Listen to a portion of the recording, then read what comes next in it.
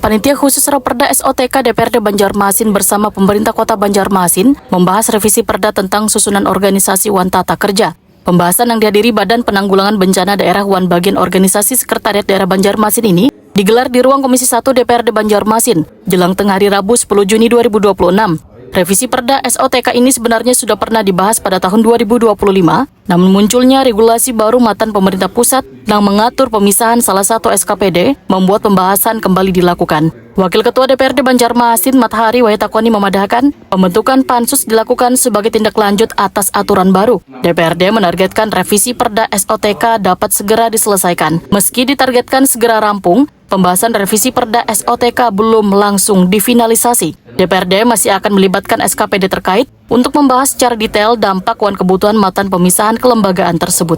Matahari menambahkan sebelum masuk tahap finalisasi, pembahasan akan kembali dilakukan bersama SKPD terkait. Tujuannya untuk memastikan sebaratan aspek pemisahan organisasi dapat disesuaikan lawan kebutuhan pemerintah daerah. Ini membahas berkaitan pansus SOTK. Iya, pada dasarnya SOTK ini kan sudah dibahas sebenarnya tahun kemarin itu, tahun lalu kan. Tapi karena ada aturan baru untuk memisahkan salah satu SOPD di pemerintah Kota Banjarmasin, maka kami melaksanakan apa yang diperintah oleh aturan itu. Jadi membentukkan pansus lagi? Pansus lagi. Sudah atau belum? Sudah, pansusnya ini rencana kami itu sudah mau menyelesaikan. Tapi kami godok lagi ke SOTK dengan beberapa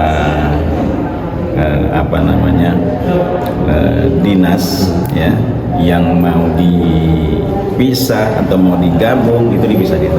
Kemudian mau berkaitan dengan ada tipe dan semacam itu dibicarakan di sana. Kalau kenapa sih kemarin itu jadi dipisahkan, Ustaz? Terus kenapa lagi harus balik lagi? Karena apa untuk Itu kan karena ada aturan dari pusat itu, sehingga kami mengikuti. Pembahasan revisi Perda SOTK ini diharapkan segera tuntas, sehingga penyesuaian struktur organisasi perangkat daerah di Banjarmasin dapat dilaksanakan sesuai lawan regulasi terbaru muatan pemerintah pusat.